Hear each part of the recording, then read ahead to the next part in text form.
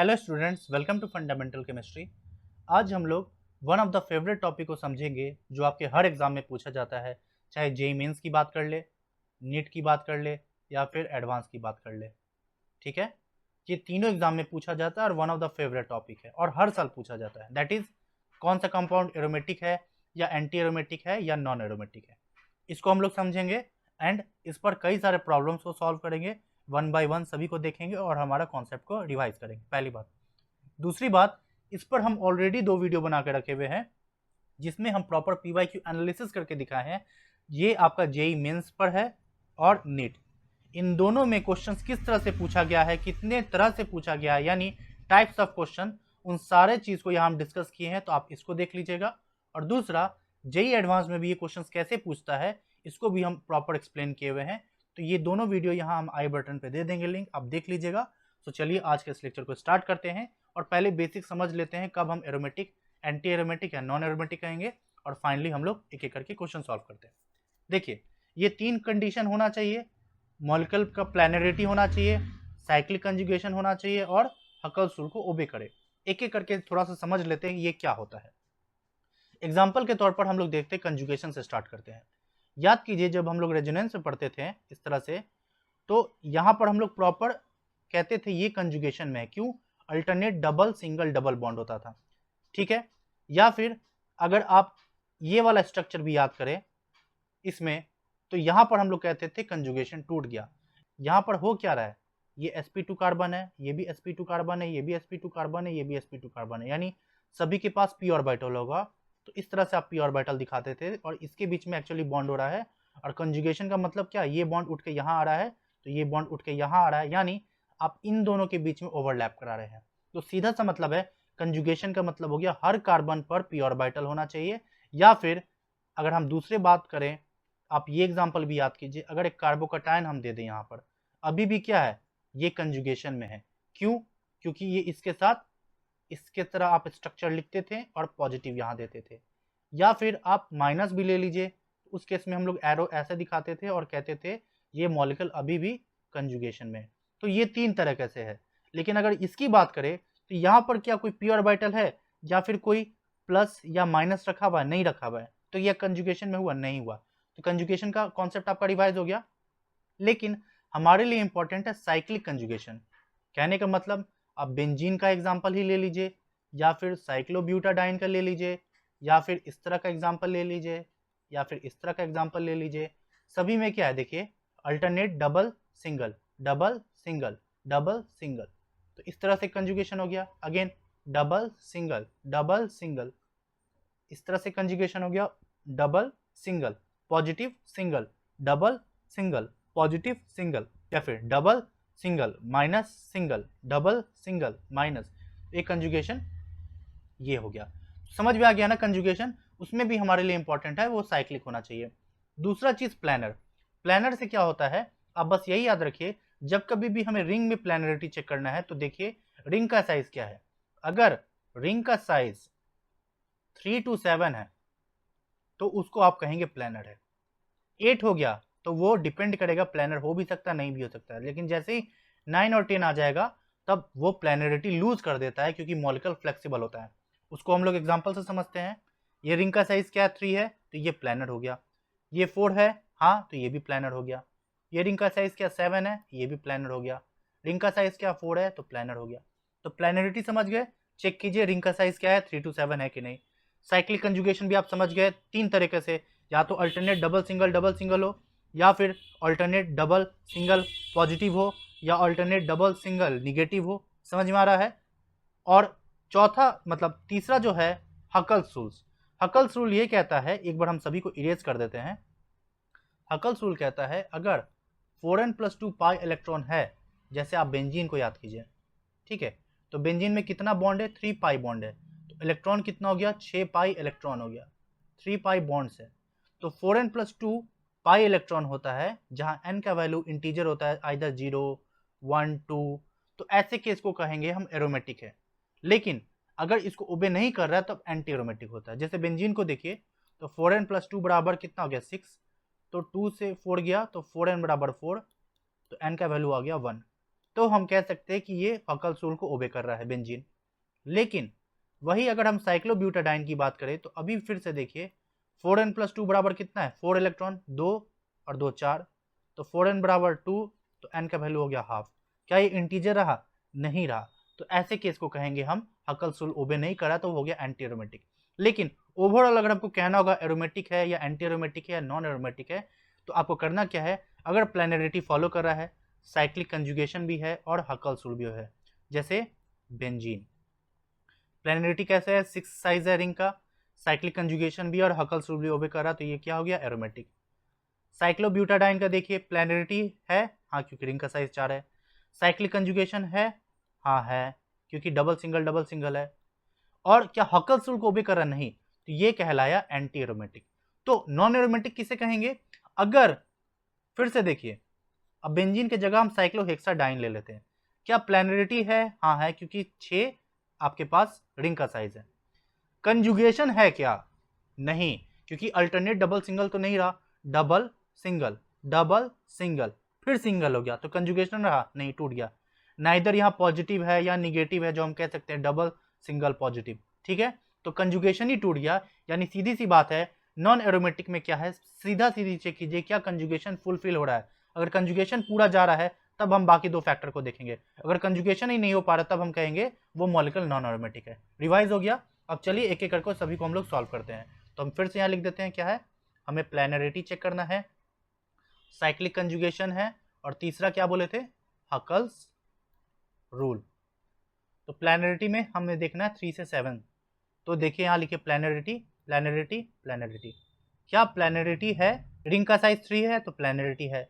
Cyclic conjugation है, double single टूट गया, तो साइक्लिक कंजुगेशन नहीं है, तो साइक्लिक कंजुगेशन नहीं है तो ये क्या कहलाएगा, नॉन एरोमेटिक। समझ में आ गया।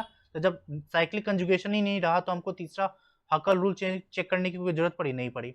फिर से देखिए planarity cyclic conjugation Huckel's rule, planarity cyclic conjugation Huckel's rule. Ring का साइज कितना है, 3 है तो प्लेनर है। साइक्लिक कंजुगेशन देखिए डबल सिंगल माइनस, यानी हम इस तरह से दिखा सकते हैं, तो साइक्लिक कंजुगेशन भी है। क्या ये हकल्स रूल को फॉलो कर रहा है, 4n+2 बराबर दो बॉन्ड, एक बॉन्ड के कारण 2 इलेक्ट्रॉन और यहाँ माइनस के कारण 2 इलेक्ट्रॉन, तो टोटल कितना हो गया, 4 इलेक्ट्रॉन। तो 4n बराबर 2, तो n का वैल्यू आ रहा हाफ, तो क्या ये इंटीजर रहा, नहीं रहा, तो हकल्स रूल को ओबे नहीं कर रहा है, तो ये क्या कहलाएगा, एंटी एरोमेटिक। समझ में आया। इसकी बात करते हैं फिर से। प्लेनरिटी है क्योंकि रिंग का साइज 3 है तो प्लेनरिटी है। साइक्लिक कंजुगेशन है, हाँ, double single positive single double, तो हम यहाँ पर क्या करेंगे, इस तरह से दिखाएंगे कंजुगेशन को, ठीक है, तो साइक्लिक कंजुगेशन भी है। हकल्स रूल को ओबे कर रहा है, 4n+2 बराबर कितना, एक बॉन्ड है तो 2 इलेक्ट्रॉन और पॉजिटिव है तो कुछ नहीं, तो 4n+2 बराबर 2, तो 4n का वैल्यू 0, तो n का वैल्यू 0 और इंटीजर हुआ ही, यानी यह हकल्स रूल को भी ओबे कर रहा है, इसलिए ये आपका एरोमेटिक कहलाएगा। तो ये क्या रहा, नॉन एरोमेटिक, एंटी एरोमेटिक, और ये हो गया एरोमेटिक। क्लियर। इसी तरह अब हम लोग इन सभी को फिर से सॉल्व करते हैं। फिर से आप क्या कीजिए, हेडिंग दीजिए, planarity planarity planarity, cyclic conjugation Huckel's rule, cyclic conjugation Huckel's rule, cyclic conjugation Huckel's rule. Ring का साइज 4 है, इसमें भी रिंग का साइज 4 है और इसमें भी रिंग का साइज 4 है। क्या कंजुगेशन फुलफिल हो रहा है, डबल सिंगल सिंगल सिंगल, तो कंजुगेशन ही खत्म, ये क्या कहलाएगा, नॉन एरोमेटिक। सीधी सी बात है, डायरेक्ट चेक कीजिए कंजुगेशन है या नहीं, नहीं है तो डायरेक्टली नॉन एरोमेटिक, ठीक है।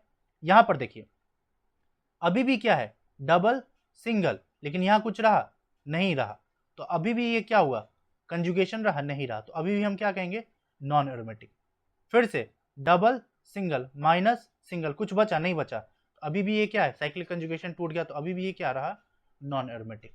कॉन्सेप्ट क्लियर हो रहा है कि नहीं। लेकिन वही अगर हम इधर बात करें, देखिए पीछे और इधर स्ट्रक्चर में क्या था, पीछे हम लोग देख कर आए, देखिए ध्यान से, एक पॉजिटिव था यहाँ खाली था, लेकिन अब उसके जगह हम एक और पॉजिटिव लगा दिए। फिर से planarity cyclic conjugation Huckel's rule, planarity cyclic conjugation Huckel's rule. Ring size कितना है, 4 है, 4 है तो प्लेनरिटी है। Cyclic conjugation double single positive positive single double है, अभी भी हो गया। और फिर से अगर आप इसको देखेंगे पी ऑर्बिटल ड्रॉ करके, इनके बीच पाई बॉन्ड है और यहाँ पर पॉजिटिव है, यानी कार्बोकैटायन, तो एक वैकेंट पी ऑर्बिटल होगा ही, यहाँ भी वैकेंट पी ऑर्बिटल होगा, तो दिख रहा है ना, सारे कार्बन पर आपको p ऑर्बिटल है यानी कंजुगेशन है ही, तो समझ गए, हम प्रॉपर ड्रॉ करके भी दिखा दिए। हकल्स रूल ओबे कर रहा है कि नहीं? 4n+2 बराबर कितना?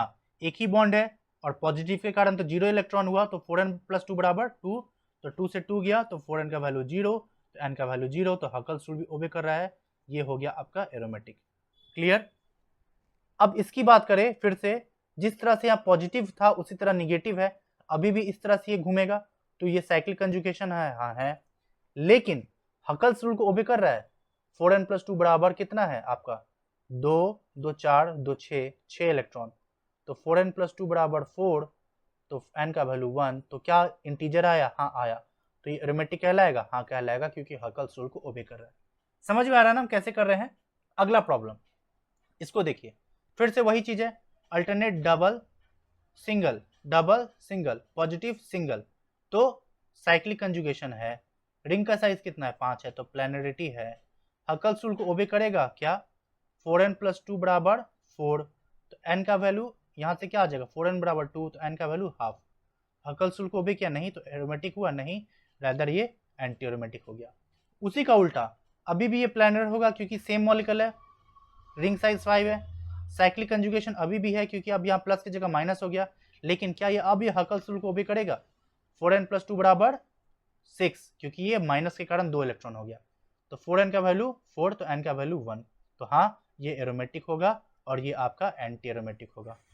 इसकी बात करते हैं अगेन, पहले देखिए कंजुगेशन दिख रहा है, यहाँ पर एक sp3 कार्बन है, तो हमें साफ साफ दिख रहा है कंजुगेशन टूट गया, तो हम डायरेक्ट कह सकते हैं साइक्लिक कंजुगेशन नहीं है, यानी ये नॉन एरोमेटिक है। क्लियर हो गया? वही इधर देखिए, अब पॉजिटिव हो या निगेटिव हो, अब ये साइक्लिक कंजुगेशन आ चुका है मेरे पास, ठीक है, बस हमें अब चेक करना है, रिंग साइज 7 है तो प्लैनरिटी है, रिंग साइज 7 है तो प्लैनरिटी है। अगला चीज हकल्स रूल, ठीक है, 4n+2 बराबर कितना है? 2, 2 4, 2 6, क्योंकि पॉजिटिव है तो 6 हो गया, तो बेंजीन की तरह स्ट्रक्चर गया, तो 4n बराबर 4, तो n का वैल्यू 1, तो ये आपका एरोमेटिक हो गया। और यहाँ पर क्या आ जाएगा? 4n+2 बराबर 8, क्योंकि हमको माइनस कर ले लिए, तो 4n बराबर 6, तो n का वैल्यू हो गया 6/4, यानी 3/2, एरोमेटिक रहा नहीं, ये हो गया एंटी एरोमेटिक। समझ में आ रहा है ना कैसे कर रहे हैं? तो यही 3 चीज को आपको चेक करते चलना है। अगला देखिए, ये बहुत अच्छा क्वेश्चन है, फिर से देखते हैं, planarity, cyclic conjugation, Huckel's rule, ring size कितना है? 7 है, दिख रहा है, तो प्लैनर हो गया। साइक्लिक कंजुगेशन है कि नहीं, आप ध्यान दीजिएगा, पीछे ये मॉलिक्यूल था, अब नया मॉलिक्यूल हम उसमें क्या किए, इस तरह से एक सी डबल बॉन्ड लगा दिए, अब इसके कारण क्या होगा? सेम कॉन्सेप्ट यहाँ भी है, पीछे जो हम लोग देख कर आए इस तरह से देखे थे, लेकिन अब इसमें क्या किया, हम एक सी डबल बॉन्ड जोड़ दिए, तो मेरा ये बन गया, तो इसके कारण क्या असर होगा? अगर आप इस सी डबल बॉन्ड ओ को याद कीजिए, हम लोग कई बार पढ़ चुके हैं, इस तरह से तोड़ के लिखते थे, ओ पे माइनस और सी पे पॉजिटिव, यानी इस स्ट्रक्चर को ऐसे नहीं पढ़ना है, रैदर आपको इसको ऐसे ट्रीट करना है, डबल ओ पे माइनस, यहाँ पॉजिटिव। अब ये स्ट्रक्चर को फील कीजिए, ये स्ट्रक्चर पीछे हम लोग यहाँ जो देख कर आ रहे हैं सेम हूबहू यही बना कि नहीं? तो बस अभी भी क्या है, रिंग का साइज 7 है तो प्लैनर हो गया, double single, double single, double single, positive, cyclic conjugation भी हो गया, साइक्लिक कंजुगेशन भी हो गया। क्या हकल्स रूल को ओबे करेगा? हाँ करेगा, क्योंकि हम लोग पीछे ही देख कर आए हैं 4n+2 बराबर 6, तो ये हकल्स रूल को ओबे कर रहा है, इसलिए हम कहेंगे ये एरोमेटिक कहलाएगा। समझ में आया ना?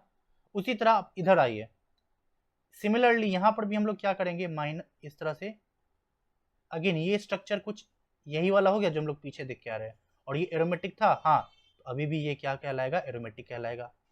ये देखिए, ये बहुत इंपॉर्टेंट है, इसको जितना स्टैरिक मार्क लगा दीजिए, स्टार मार्क लगा लीजिए, ये बहुत इंपॉर्टेंट है और हर बार पूछा जाता है, इसको कहते हैं एजुलिन, और इस पर क्वेश्चन हमेशा पूछा जाता है, इसका डायपोल मोमेंट ज्यादा क्यों होता है और क्या ये एरोमेटिक है या नहीं है। अगेन इसमें आपको स्ट्रक्चर तोड़ के लिखना पड़ेगा, तो अगर आप देखेंगे ध्यान से, अगर इसको हम इधर शिफ्ट करते हैं और इसको इधर शिफ्ट करते हैं, आपको प्रॉपरली ड्रॉ करके चेक करना पड़ेगा, नहीं तो ऐसे आप नहीं कह सकते हैं, ठीक है। ये 7 मेंबर्ड है, हम ये डॉट इसलिए लगा दे रहे हैं ताकि हमको पता चल सके ये कार्बन है, ये भी कार्बन है, ठीक है। देखिए, और यहाँ तो आपको बगल में पाई बॉन्ड है ही, तो हम क्या किए, ये पाई बॉन्ड यहीं है, ये पाई बॉन्ड यहीं है, सॉरी ये पाई बॉन्ड यहाँ है, और ये उठाकर यहाँ ला रहे, यानी यहाँ पे पाई बॉन्ड है, ठीक है। और यहाँ पे माइनस हो गया, यहाँ पे पॉजिटिव हो गया। अब आप ध्यान से देखेंगे अगेन ये 7 मेंबर्ड रिंग हो गया इसके तरह, और ये 5 मेंबर्ड रिंग हो गया। यानी अगर आपको हम फिर से साफ साफ लिख कर दिखाएं तो देखिए ये कुछ इस तरह से स्ट्रक्चर फॉर्म किया, ठीक है, डबल सिंगल, फिर से लिख कर दिखा रहे हैं, ये कुछ इस तरह का फॉर्म किया, ठीक है, ये कुछ ऐसे, हम इसको यहाँ से ऐसे लाए और इस बॉन्ड को शिफ्ट किए। तो अगर आप ध्यान से देखेंगे, देखिए ये बॉन्ड एज इट इज़ है, ये बॉन्ड भी एज इट इज़ है, और हम यहाँ से उठा रहे हैं तो ये कार्बन पे पॉजिटिव आ जाएगा, और ये बॉन्ड यहाँ आ रहा है, ये बॉन्ड उठ के इधर आ रहा है तो यहाँ निगेटिव आ जाएगा, और ये एज इट इज़ रह गया। अगर आप ध्यान से देखेंगे इतना स्ट्रक्चर को, ठीक है, इतना स्ट्रक्चर को, तो ये कुछ पीछे जो हम लोग पढ़ के आए हैं सिमिलर स्ट्रक्चर कुछ ऐसा है कि नहीं। और दूसरा स्ट्रक्चर अगर आप इसको देखेंगे इतना को, तो ये कुछ ऐसा स्ट्रक्चर है कि नहीं जो हम लोग पीछे पढ़ के आए हैं, डबल सिंगल डबल। तो क्या ये एरोमेटिक है? ये एरोमेटिक है तो ओवरऑल ये मॉलिक्यूल भी एरोमेटिक हो गया, और यहाँ प्लस है या माइनस है तो इसके पास डायपोल मोमेंट भी आ गया। इसलिए बहुत ही इंपॉर्टेंट टॉपिक है, इस पर बहुत क्वेश्चन आता है हर साल, ठीक है। अब हम लोग आगे बढ़ते हैं। तो हाँ, फिर से बात कर लीजिए, रिंग साइज 7 है, 5 है तो प्लानर है, साइक्लिक कंजुगेशन है ही हम लोग देख लिए, और ये हम लोग ड्रॉ करके भी देख ली कि कैसे एरोमेटिक हो रहा है, डायपोल मोमेंट क्यों हो रहा है। बाद बाकी 4n+2 बराबर कितना है, 3 बॉन्ड इधर 2 बॉन्ड इधर, 5 बॉन्ड यानी 10 इलेक्ट्रॉन, तो 4n बराबर 8, तो n का वैल्यू हो गया मेरा 2, तो ये आपका एरोमेटिक कहलाएगा। क्लियर? अगेन अब पीछे हम लोग देख कर आए सारा कार्बन था, ठीक है, पीछे देखिए सारा कार्बन था, कहीं पे भी। यहाँ पर अब हम हेट्रो एटम ले रहे हैं, यानी कार्बन के अलावा दूसरा एटम। तो देखिए यहाँ नाइट्रोजन है, ऑक्सीजन है, सल्फर है। जिस तरह से पाई बॉन्ड के बगल में अगर पॉजिटिव है तो ये कंजुगेशन में है, पाई बॉन्ड के बगल में निगेटिव है, कंजुगेशन में है, पाई बॉन्ड के बगल में एक और पाई बॉन्ड है, कंजुगेशन में है। उसी तरह से पाई बॉन्ड के बगल में अगर एक हेट्रो एटम है, चाहे NH है, या फिर पाई बॉन्ड के बगल में ऑक्सीजन है, तो इसके पास लोन पेयर होता है और इस तरह से रेजोनेंस हो जाता है, ठीक है, वही चीज़ है। तो अभी भी क्या है, नाइट्रोजन के पास लोन पेयर है, ऑक्सीजन के पास लोन पेयर है, सल्फर के पास लोन पेयर है। तो ये इस तरह से क्या हो रहा है, डिलोकलाइज हो रहा है, इस तरह से क्या हो रहा है, डिलोकलाइज हो रहा है, इस तरह से क्या हो रहा है, डिलोकलाइज हो रहा है। इसके कारण क्या कह सकते हैं हम, पहली बात प्लैनरिटी देखिए, सभी में क्या है, रिंग साइज 5 है, ठीक है, तो क्या सभी प्लानर है? हाँ है। साइक्लिक कंजुगेशन देखिए तीनों में, double single, lone pair single, यही वाला कॉन्सेप्ट। तो कंजुगेशन है और कंजुगेशन है। क्या हकल्स रूल को ओबे कर रहा है? ध्यान दीजिएगा, हम लोग जिस तरह से बेंजीन में पढ़ के आए 6 इलेक्ट्रॉन होता था, अभी भी है 2 2 4 2 6, 2 2 4 2 6, 2 2 4 2 6, तो बेंजीन की तरह हो गया, तो हकल्स रूल को ओबे करेगा। तो ये तीनों ही क्या है, एरोमेटिक हो गया। समझ में आ गया ना कि कैसे हम किए, तीनों एरोमेटिक। वही अगर आप पिरिडीन की बात करें, अभी भी क्या, रिंग का साइज 6 है तो मॉलिक्यूलर प्लानर है। दूसरा साइक्लिक कंजुगेशन है, हाँ 3 बॉन्ड है। अब यहाँ ध्यान दीजिएगा, यहाँ नाइट्रोजन का लोन पेयर इसके साथ कंजुगेशन में था, बट यहाँ नहीं है, इसका रिंग में रहता है। अगर इसको हम प्रॉपर्ली ड्रॉ करके दिखाएं, देखिए ध्यान से, इसका पी ऑर्बिटल कुछ ऐसे रहता है सभी में, ठीक है, सभी का पी ऑर्बिटल कुछ ऐसे रहता है। तो ये इस तरह से ओवरलैप किया हुआ है, लेकिन नाइट्रोजन का जो लोन पेयर है इस पी ऑर्बिटल के परपेंडिकुलर होता है। समझ रहे हैं? अगर ये आप इसको एक्स एक्सिस पकड़ लीजिए, वाई एक्सिस पकड़ लीजिए, तो सभी पी ऑर्बिटल वाई एक्सिस में है, ठीक है। इसलिए ये जो लोन पेयर दिख रहा है ये डीलोकलाइज नहीं होगा। इस कारण से हम कह सकते हैं साइक्लिक कंजुगेशन तो है, बट अगर आप हकल्स रूल की बात करेंगे तो अभी भी 4n+2 बराबर आप 6 ही करेंगे, 2 2 4 2 6, और इसको काउंट नहीं करेंगे। इसलिए ये बेंजीन की तरह ये भी है, इसलिए ये भी आपको एरोमेटिक कहलाएगा। क्लियर?